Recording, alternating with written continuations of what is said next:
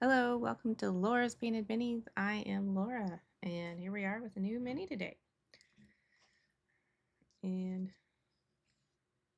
the Mr. Tree Man, I will affectionately call him, which means we will have a lot of tree bark to paint.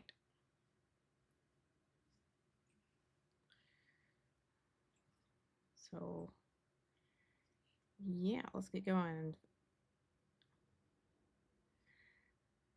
And you'll notice if you've been watching me for a while that um, normally I prime in white, and this guy is not white. And that's because with these specific line of minis from Dungeons and Lasers, our brush on primer, just even that doesn't even really want to stick. So we have to do like several coats of that to prime it.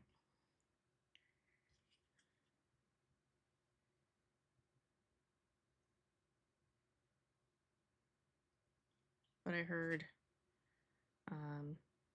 got some tips from some others who also use Reaper paints and brush on primers. Um, that brown liner works really well. So that's what I used to basically prime this guy.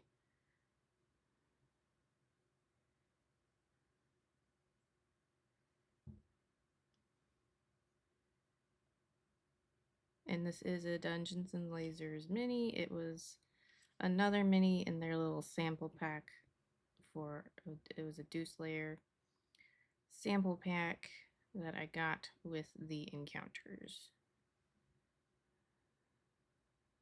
So I did not back Deuce Layer itself at so I don't know if there was like a similar looking mini or this maybe this exact mini in there.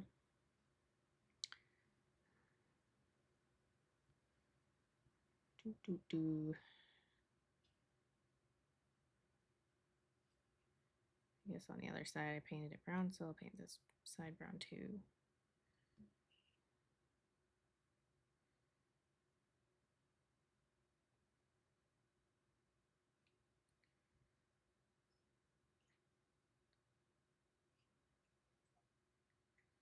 I'm gonna paint these little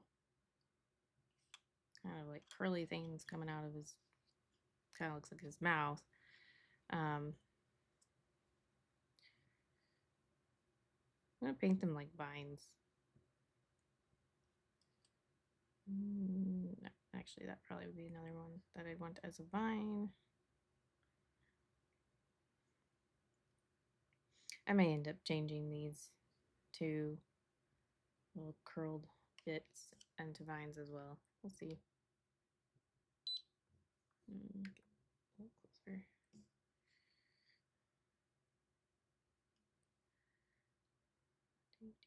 So right now I am starting with my shadow color. This is nut brown. Had to double check.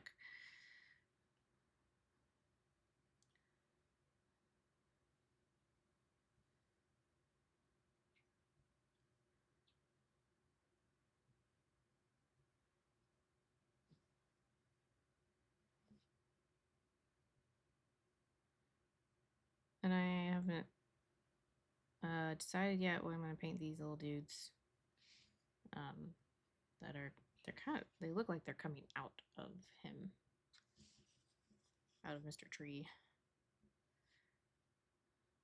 I know that this was kind of sculpted with their new world in mind, Deuce Layer, and not necessarily D&D in mind. But I'm going to paint him with D&D in mind, because that's kind of what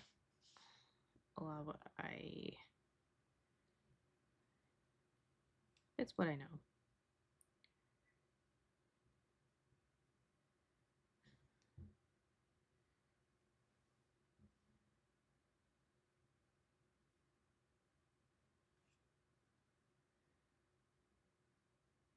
I mean, I didn't really look up any artwork for how I'm going to paint him in particular. I mean, he's definitely a tree, living tree of sorts. So,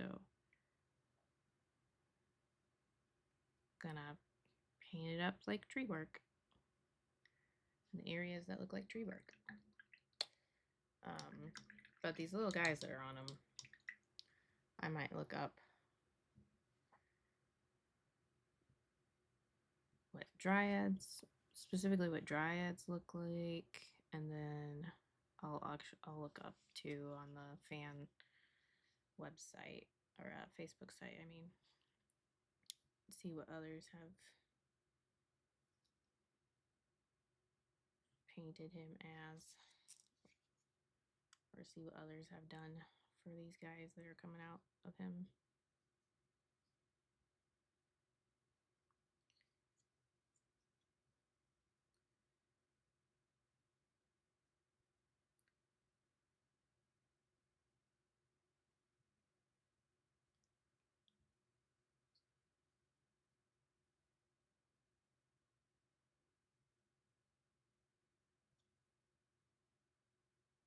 Might paint that.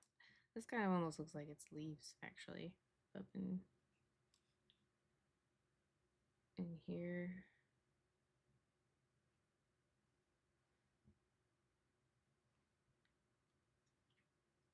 This would be a good place to put some like green.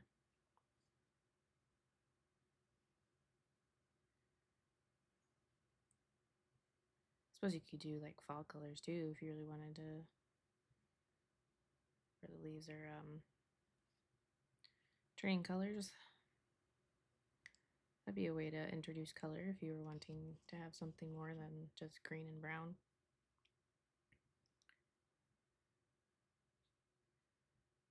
I've been doing a lot of more colorful palettes though, so I'm okay with doing something a little bit more neutral and simple.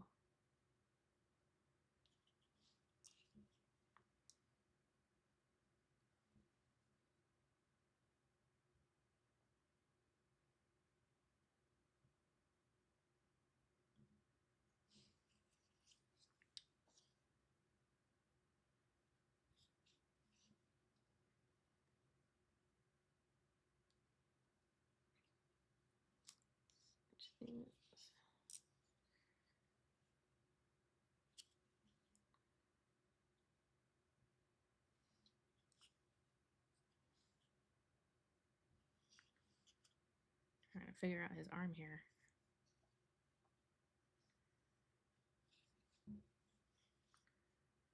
Like underneath it looks like it's kind of like rock and maybe even mud almost in here.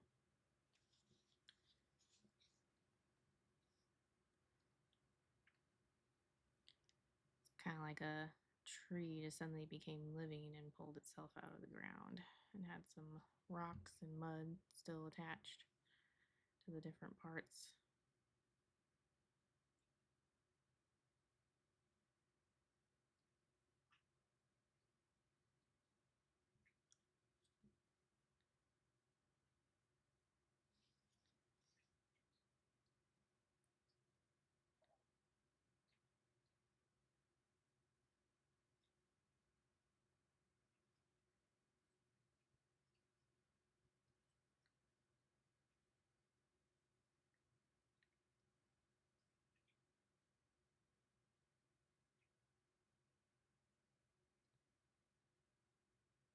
I will be introducing red in places since I've got some neutral colors and then green, one not neutral color. And since I'm only introducing one other color, and there's kind of really only room for one other color, I'm going to go introduce red, a sort of red. It depends on what kind of a green I use, but I'll paint this little cape back here, that red, and then his eyes will also be a red.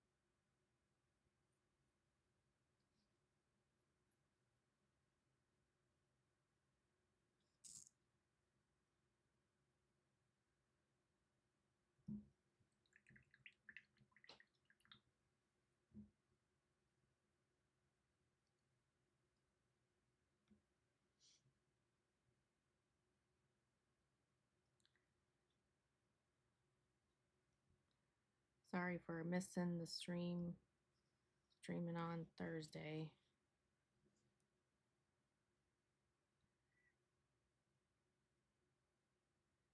Just kind of got to a point where, I realized there were still a number of things left to do, as well as taking care of my toddler and just my own personal things. I could just tell that the idea of trying to still do everything with some extra stuff to be done for the TTRPG event that we were doing at our church, that it just was not going to be a good idea. It was going to be just too overwhelming. So, yeah, that is why I ended up not streaming. I just really needed to cut something.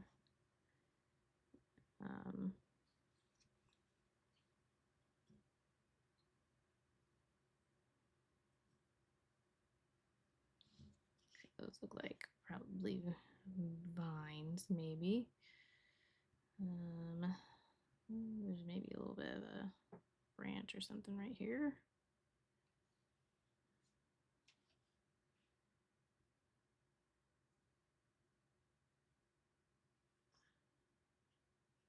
It's got like a big old rock on the top of his back.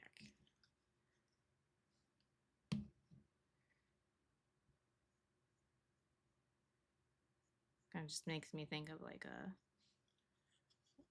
a tree that had fallen over or something. So it was lying on a big rock, various other rocks, and maybe even some mud. And then, some wizard comes along and brings them to life, or some hobbit spills some special water.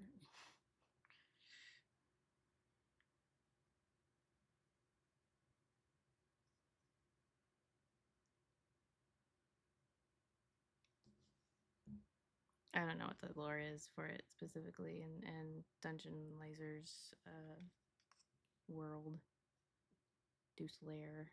So I know they created their own little world and lore and stuff. And yeah, I know none of it. When it came out, I was just not. I mean, I wasn't. I don't think I was even running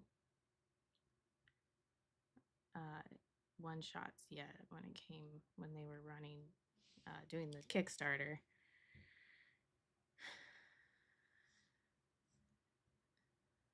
And I don't even know if I was yet sure that I wanted to like try to run games just yet.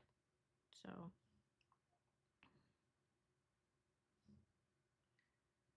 I can't remember. I'd have to look back at when that Kickstarter was running, along with some other various things, to even remember if when I even started all of that. But I vaguely remember kind of not being necessarily interested in a Kickstarter at the time of something that was going to be a whole new world. Um,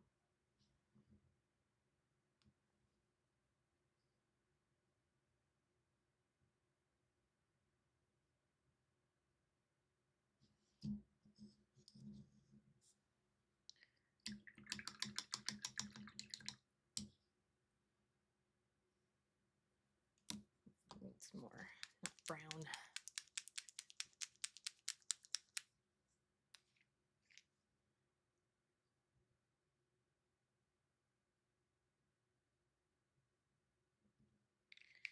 But I do like their scatter terrain and stuff. I'm excited to see that they are going to start shipping like really, really soon, if they haven't already started. So at least I think they said they were starting with the unpainted stuff, which is what I got for the caves. They had the, if you hadn't heard or weren't aware of it, they did like a caves themed. And there were like 3 different main types or cave themes. Like they had your stereotypical caves, like maybe more realistic looking kind of caves would probably be a way to describe it. And then they had like cave that looked like you were in like literally in the belly of a beast kind of. And then gosh, what was their other one?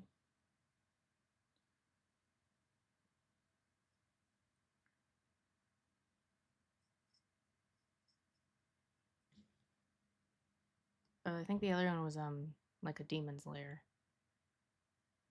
So like more demonic caves.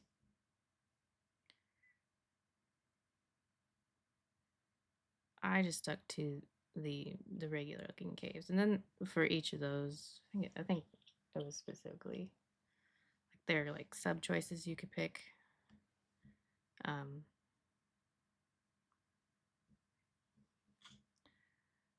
That would basically be kind of add-ons to that theme.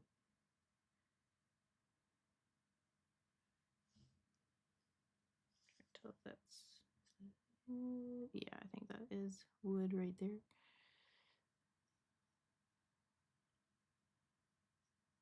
Not too important if it's hard to see, I guess.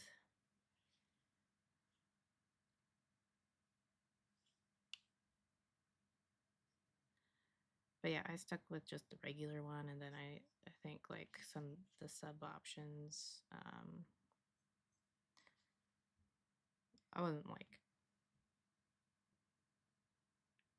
I think they had like a goblin's lair, and that was kind of the main one that I was really excited about for their sub options. And then the other ones, we were supposed to pick 3. I suppose I could have tried to just get 3 goblin layers, but I'm not sure that that would be actually all that useful um, to me or my husband.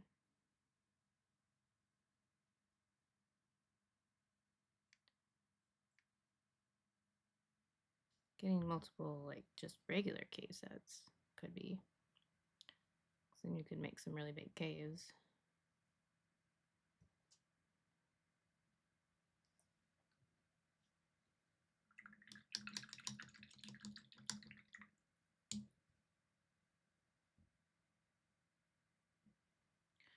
So yeah, I'm excited.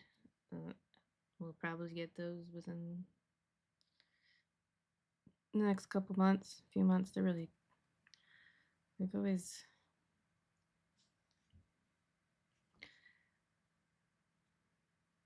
they seem to usually be really good about shipping quick.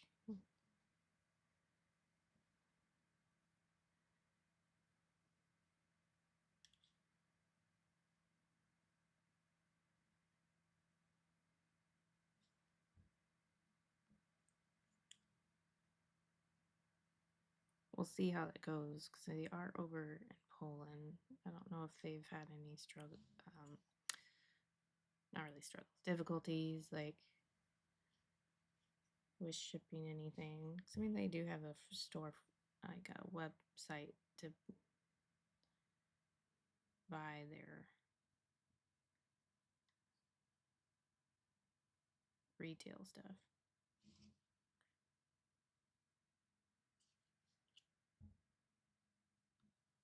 I'm not entirely sure what's going on underneath this guy's arm. It's very interesting sculpting here.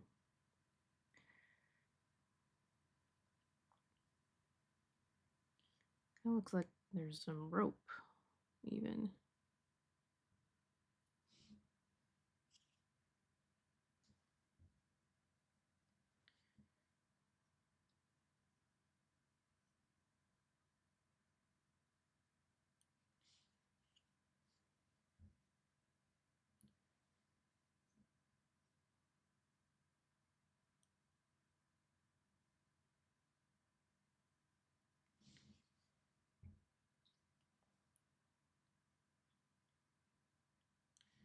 And now that the winter one-shots are done, it's kind of what we were nicknaming it this past weekend. I can start thinking about the campaign that I'm gonna run and start running in April.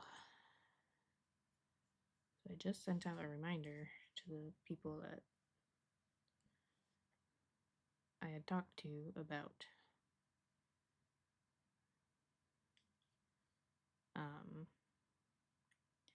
being in the group. Make sure they actually make some characters, or, well, a character, you know.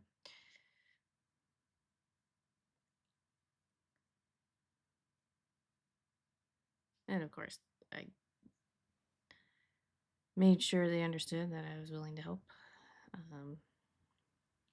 So I think there might be at least one person who's never actually played. At least I'm not aware if that they have played before. Maybe they have.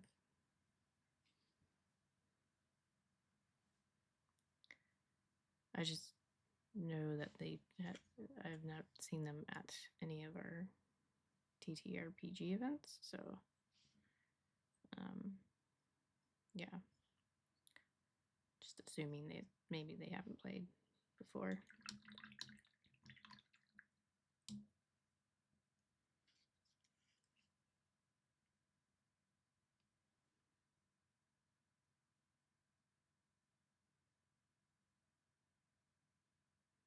We did have some bad weather, unfortunately, so there were some games that we just had to kind of not run because we just didn't have enough people that actually showed up.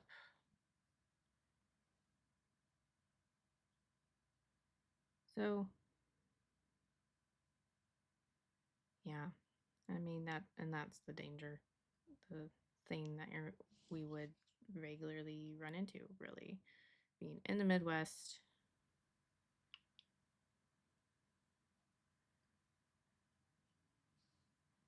In February,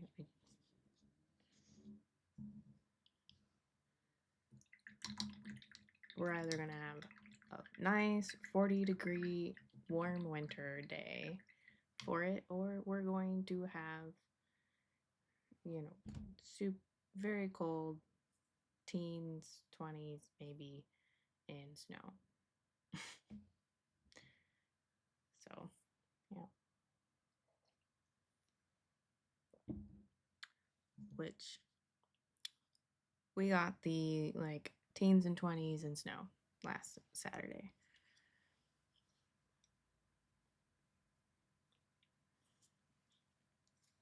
If we had been able to have it like a week earlier, I think I got some cat hair.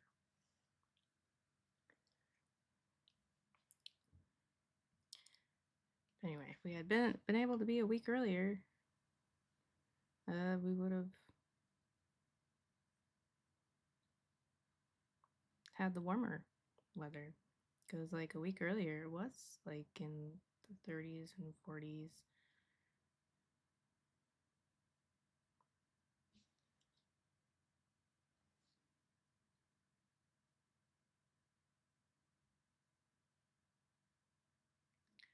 I don't think there were enough rooms available at our church for that date or something. That or it didn't work for the most most of the DMs or something. There was a reason we didn't.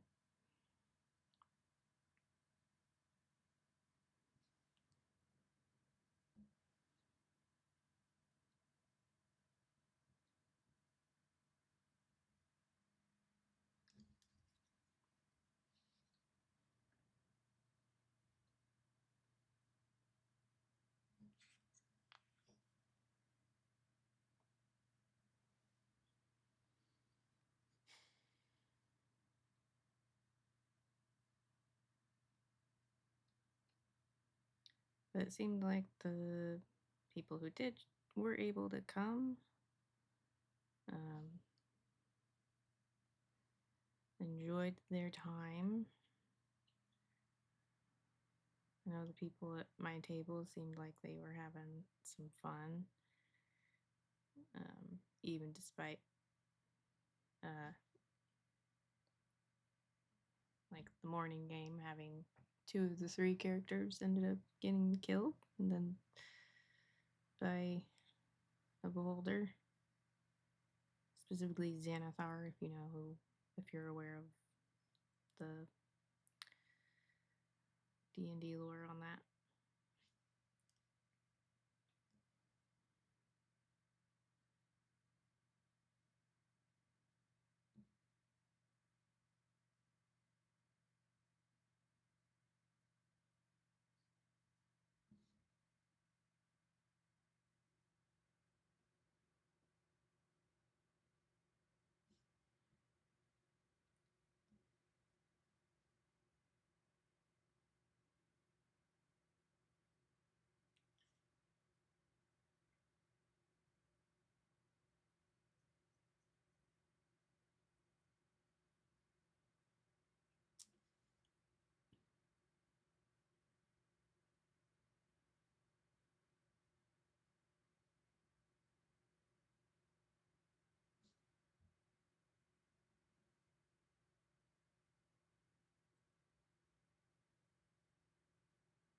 There was one, so we didn't, we had to cut one of my games in the evening, so there was one game I didn't get to run. It was probably the one I was actually most excited to run, because it was one that I had actually kind of done the most home brewing, I guess, and making it my own.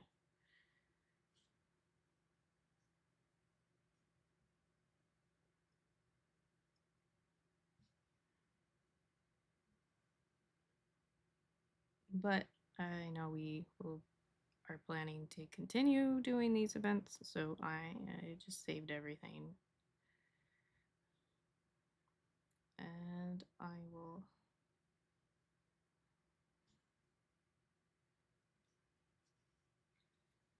just have one shot all ready to go for this next event.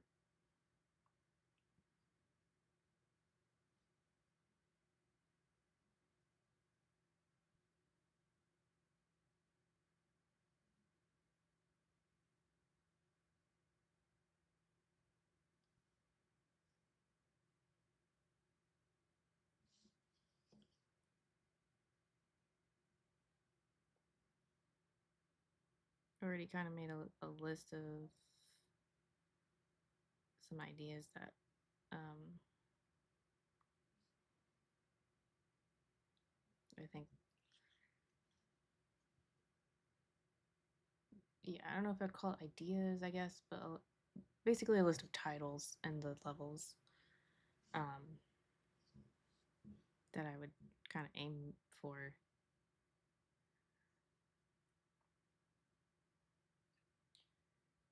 For like whenever we do our next event.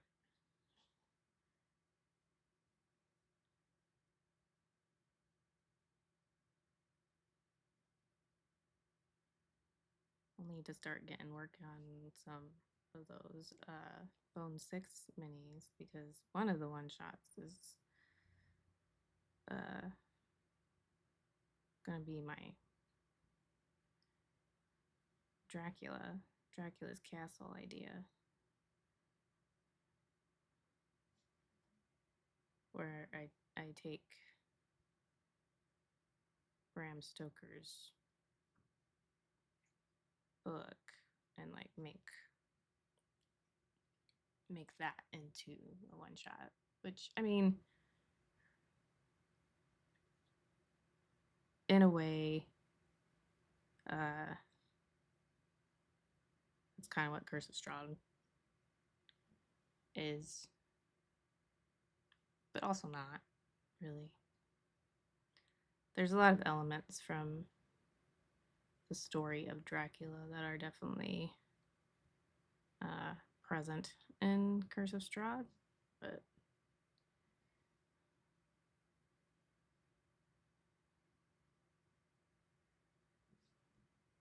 I'm already going about it very different from what they did. So, and also I'm trying to make a one shot out of it, not a whole campaign. If you read his book, which you could, it's so old that you can find it for free.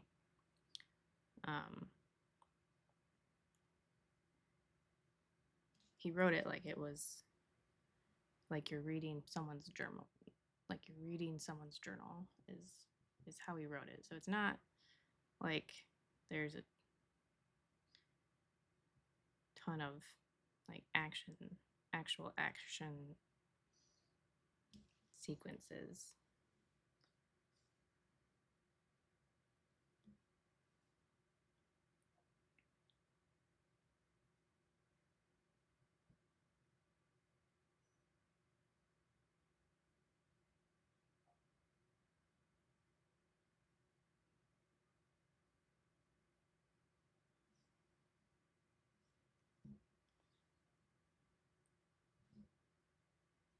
And you don't necessarily get like a bunch of lore dump over it of much.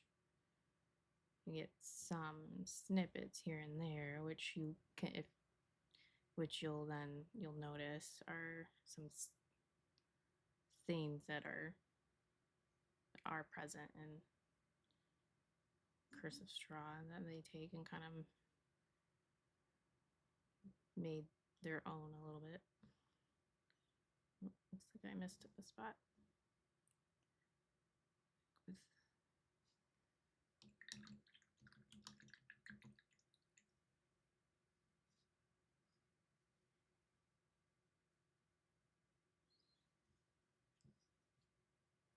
but yeah,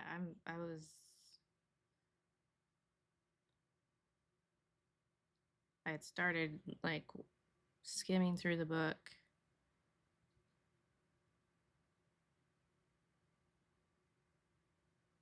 last fall. So to um, to start making my own encounters and stuff for it, and how I would make it work as a one shot.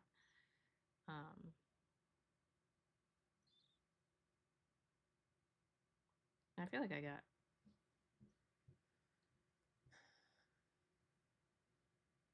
think I got through like one whole encounter planned of sorts. Well, technically two, because like there's already the intro where there's opportunity to kind of role play, and that technically is considered an encounter.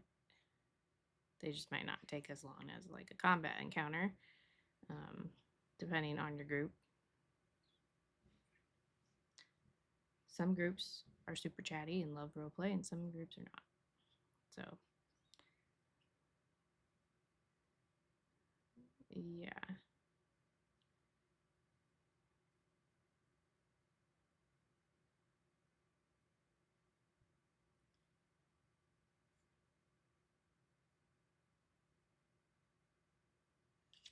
Whoops.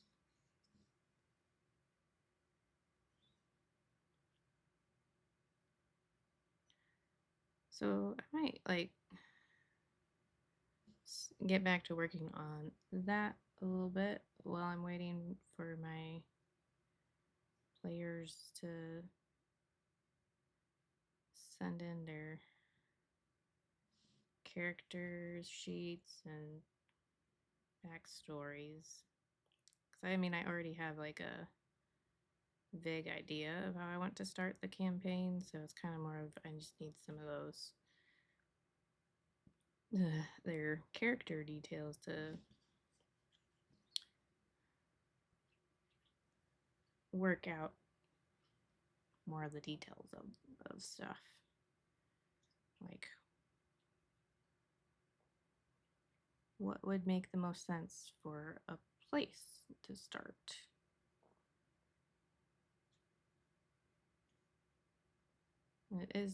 It is a homebrew world, so it'll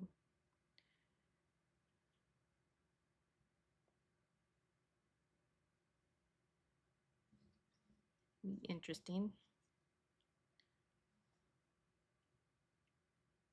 It'll be fun, I'm sure.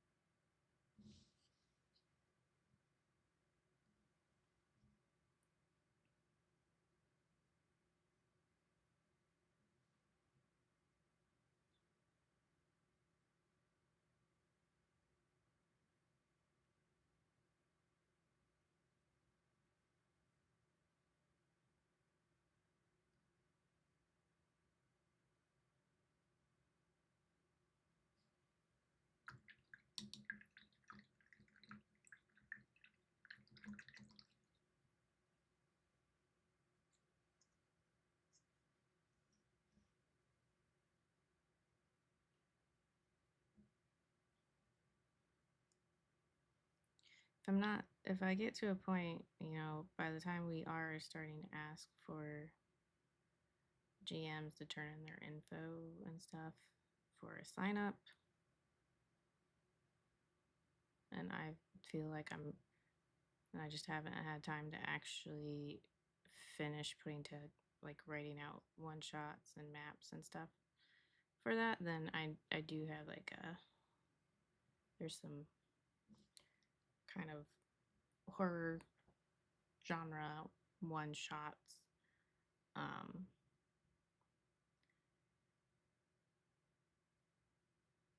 that were done on high rollers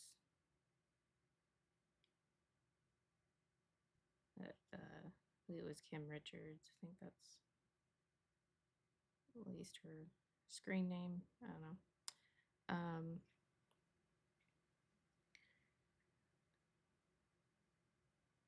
I've seen a few of them and I really liked them.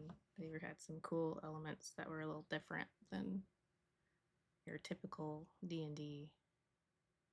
Um,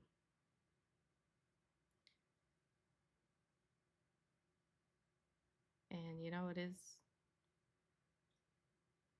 we typically have it in August, so it's close-ish to Halloween.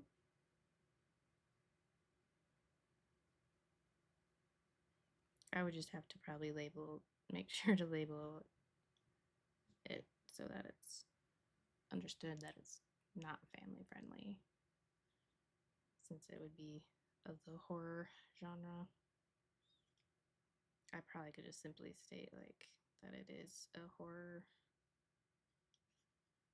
one shot.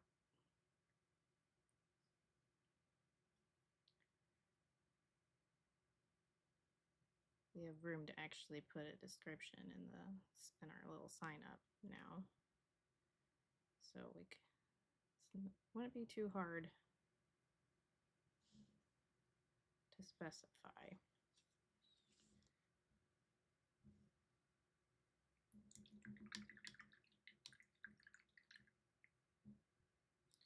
We do get quite a mix of ages that go to our events, so.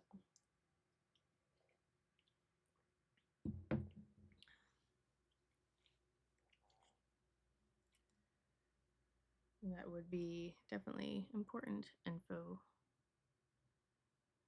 And I just got cat hair and paint.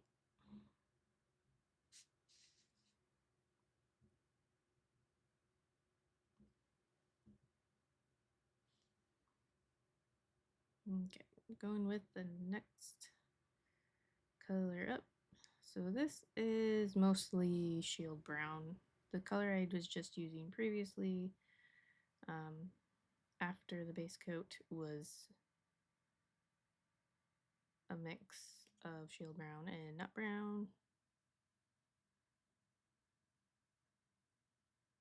This is mostly shield brown now, and I'll be kind of use it to start building highlights here on this guy. He's pretty well sculpted, so I almost don't really even need to try and do like freehand texture.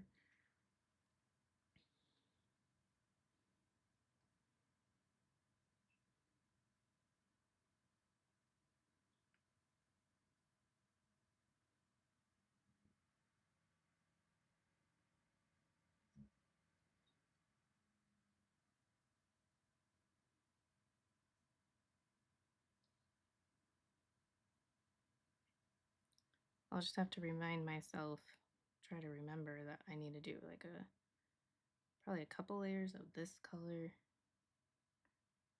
as well as two or three layers of the next highlight, since I did start with black liner, not black, sorry, brown liner for priming purposes.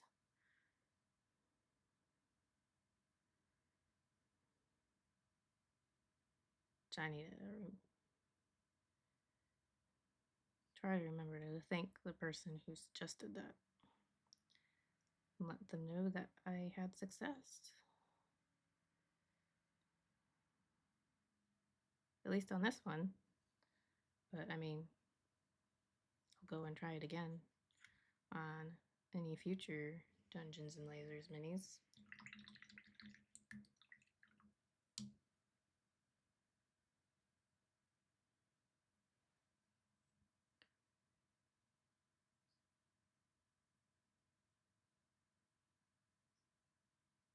I don't prime very much, so it's entirely possible that our primer is actually maybe gone a little bad.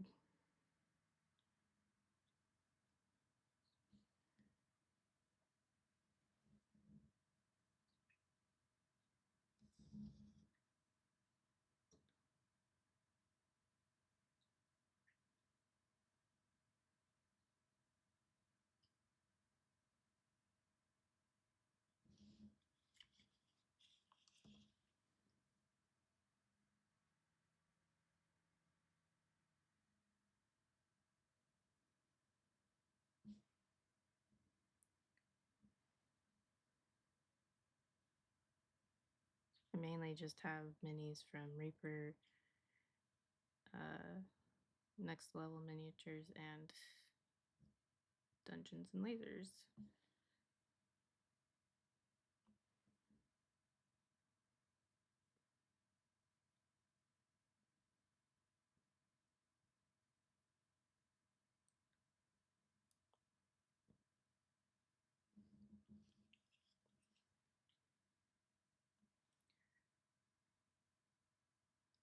Which, from experience, Dungeons and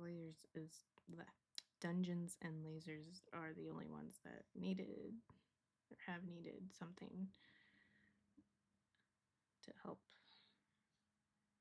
the paint actually adhere instead of just bubble up.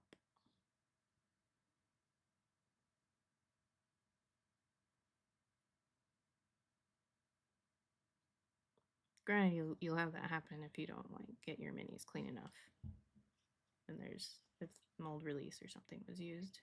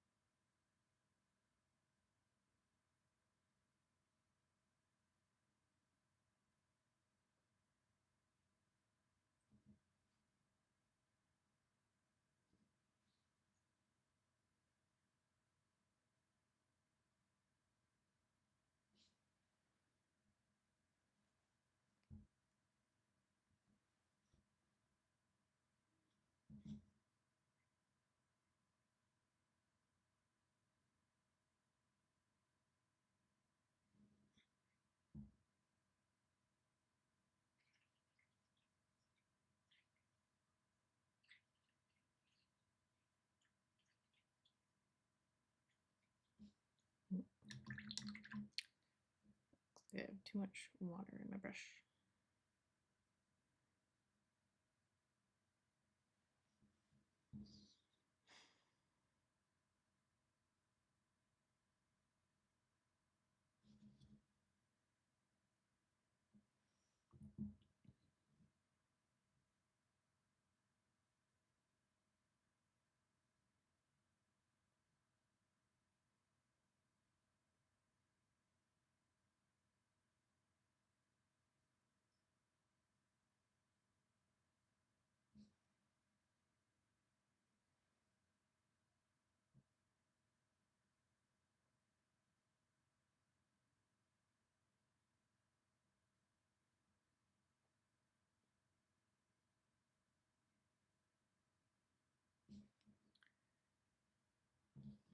Looks like we have about a few minutes left.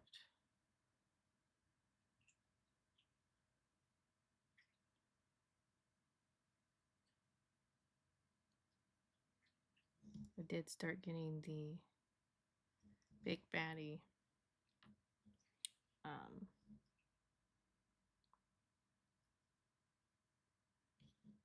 glued together that I'll use for my campaign.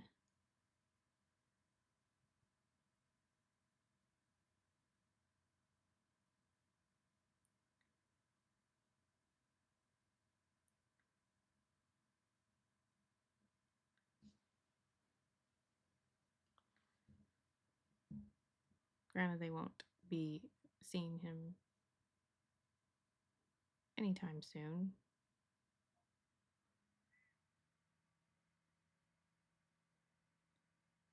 But it's like a big dragon plus a rider. Using Reaper's 30th anniversary dragon that they had for their Bones 6. It was almost exactly just kind of what I was envisioning.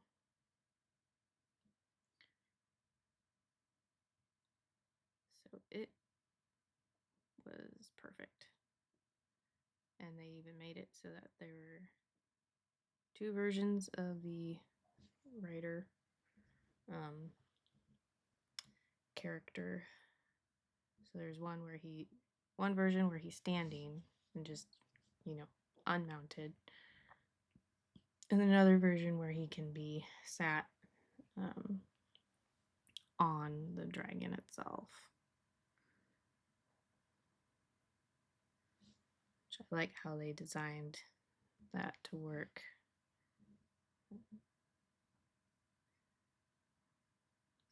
So basically did some inset shapes so that it'll just fit fairly nicely onto the spikes that come out of the back of they're along the spine of the dragon, or whatever that part of the dragon is technically called, if there is.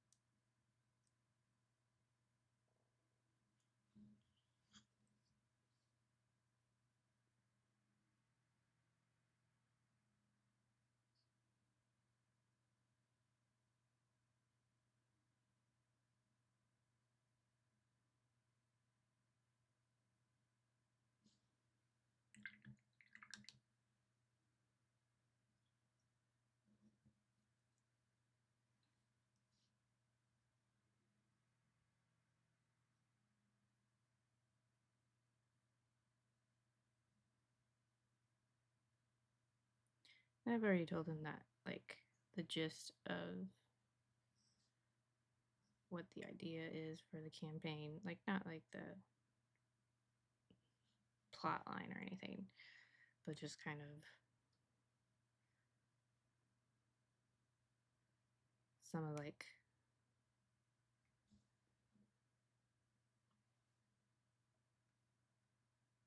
monsters or what to expect. I mentioned that there are dragons in this world and like a sort of orcs type species and such. So I had a few different ideas. So I let them know, like, kind of, so some of those basic details.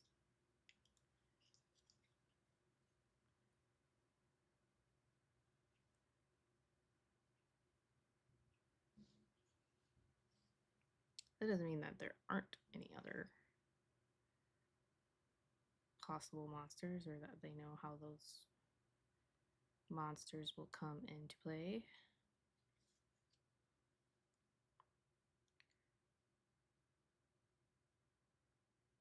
But yeah.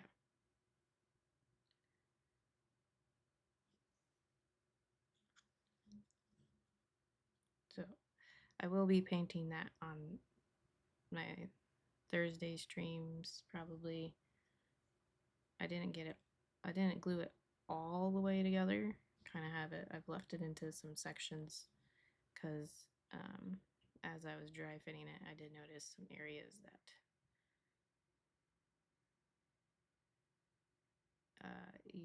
would be really hard to paint and also would still be slightly visible.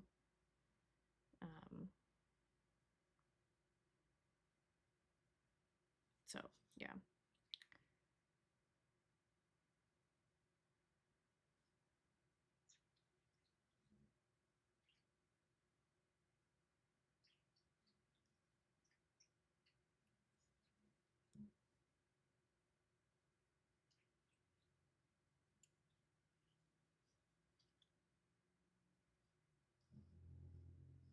Okay, I should probably stop there. I need to do a few more layers and stuff of this first highlight.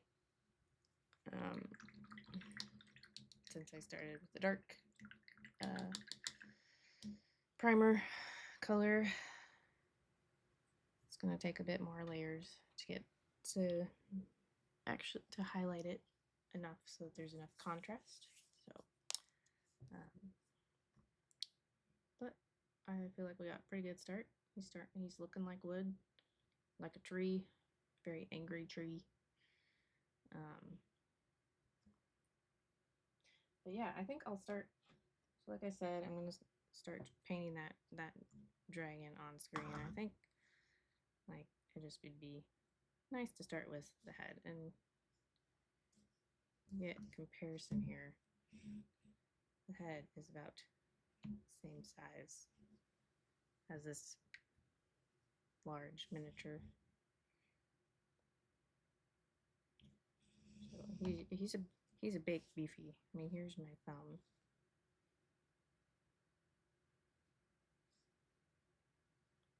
Pretty big dude. It'll be fun to be able to put in a lot of details and stuff. This was actually two pieces. This lower jaw was a separate piece. So yeah, I still have to decide on what color, that specific colors I'm gonna actually do on this guy. So that will be Thursday's stream. I'll go ahead and get socials in there.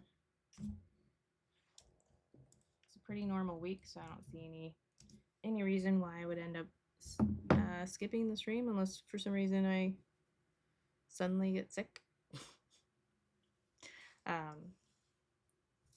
But yeah, so you can check in on the various socials like Instagram, Facebook, my YouTube for seeing what I'm up to between now and Thursday.